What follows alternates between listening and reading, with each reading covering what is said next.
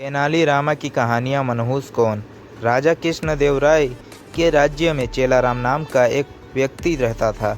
वो राज्य में इस बात से प्रसिद्ध था कि अगर कोई सुबह सवेरे उसका चेहरा सबसे पहले देख ले तो उसे दिन भर खाने को कुछ नहीं मिलता।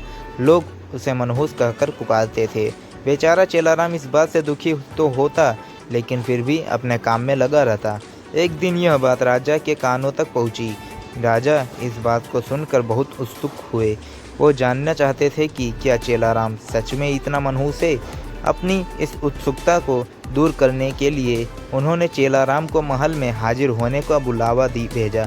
दूसरी ओर चेलाराम इस बात से अनजान खुशी खुशी महल के लिए चल पड़े। महल पहुंचने के पर जब राजा ने उसे देखा तो वो सोचने लगे कि यह चेलाराम तो दूसरों की भांति सामान्य प्रतीत होता है। यह कैसे दूसरों लोगों को मनहूसियत का कारण हो सकता है। इस बात को परखने के लिए उन्होंने आदेश दिया कि चेलाराम को उनके शयन कक्ष के सामने वाले कमरे में ठहराया जाए। आदेश अनुसार चेलाराम को राजा के कमरे के सामने वाले कमरे में ठहराया गया। महल के नरम बिस्तर, स्वादिष्ट खान पान व रजाई ठाट बाट को देखकर चेलाराम बहुत खुश हुआ। उसने भरपेट खाना खाया और रात को जल्दी ही सो गया। अगली सुबह जल्द ही उसकी आंख खुली, लेकिन वो बिस्तर पर ही बैठा रहा। इतने में राजा कृष्णदेवराय उसे देखने के लिए कमरे में आए। उन्होंने चेलाराम को देखा और फिर अपने हर रोज को जरूरी काम के लिए चले गए। उस दिन संयोगवश ही राजा को सभा के लिए जल्दी जाना पड़ा, इसलिए उन्होंने सुबह को नाश्ता नहीं किया। सभा की बैठकर दिन भर इतनी लंबी चली कि सुबह से शाम हो गई, लेकिन राजा को भोजन करने का समय न मिला। थके हारे भूखे राजा शाम को भोजन के लिए बैठे ही थे कि परोसे हुए खाने में मक्खी पड़ी देखकर उन्होंने बहुत गुस्सा आया। उन्होंने भोजन न करने का निर्णय किया। भूख व थकान से राजा का बुरा हाल हो गया था। ऐसे में गुस्से में आकर उन्होंने इस बात का दोषी चेलाराम को ठहराया। उन्होंने स्वीकार कर लिया कि एक मनहूस व्यक्ति है तथा जो कोई भी बिस्तर सुबह सुबह उसका चेहरा देख ले तो उसके दिन भर अन्न का एक निवाला भी नसीब नहीं होता। उन्होंने गुस्से में आकर चेलाराम को मृत्यु दंड की सज़ा सुनाई और कहा कि ऐसे व्यक्ति को राज्य में जीने का कोई अधिकार नहीं है। जब यह बात चेलाराम को पता चली तो वो भागा भागा तेनालीराम के पास पहुंचा। उसे मालूम था कि इस राज्य में उसे केवल तेनालीराम ही बचा सकते हैं। उसने उन्हें अपनी पूरी व्यथा सुनाई।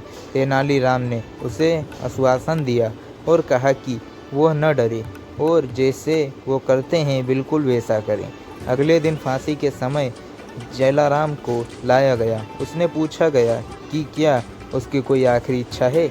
जवाब में चेलाराम ने कहा, हाँ, वो राजा समेत पूरी प्रजा के सामने कुछ कहने की अनुमति चाहता है। इतने में सुनते ही सभा का ऐलान किया गया। जब चेलाराम सभा में पहुंचा तो राजा ने उससे पूछा, बोलो चेलाराम, तुम क्या कहना चाहते हो। चेलाराम बोला, महाराज, मैं केवल यह कहना चाहता हूँ कि अगर मैं इतना मनहूस हूँ कि जो कोई मुझे सुबह देख ले तो उससे भोजन नसीब नहीं होता, तो आप भी मेरी तरह एक मनहूस हैं। यह सुन सभी उपस्थित लोग भौंचके रह गए और राजा की ओर देखने लगे। राजा ने भी क्रोधित स्वर में कहा, तुम्हारी ये मजाल, तुम ऐसी बात कैसे और किस आधार पर कह सकते हो। चेलाराम ने जवाब दिया, महाराज, उस दिन सुबह सुबह पहले मैंने भी ही आपका चेहरा देखा था और मुझे मृत्युदंड की सज़ा सुनाई गई। इसका अर्थ तो ये हुआ कि आप भी मनहूस हैं। जो कोई सुबह से पहले आपका चेहरा देख ले उससे मृत्युदंड मिलना तय है। चेलाराम की यह बात सुनकर महाराज का गुस्सा शांत हुआ और उन्हें यह एहसास हुआ कि चेलाराम निर्दोष है। उन्होंने शीघ्र ही रिहा करने का आदेश दिया और उसे माफ़ी मांगी। उन्होंने चेलाराम से पूछा कि ऐसा कहने के लिए किसने कहा था। चेलाराम ने जवाब दिया, तेनालीराम के अलावा कोई और मुझे इस मृत्युदंड से नहीं बचा सकता था, इसलिए मैंने उनके समक्ष जाकर अपने प्राणों की गुहार लगाई। यह सुनकर महाराज अत्यंत प्रसन्न हुए और उन्होंने तेनालीराम की खूब प्रशंसा की। उनकी बुद्धिमानी को देखकर महाराज के उन्हें रत्न जड़ित सोने का हार इनाम स्वरूप दिया। कहानी से सीख।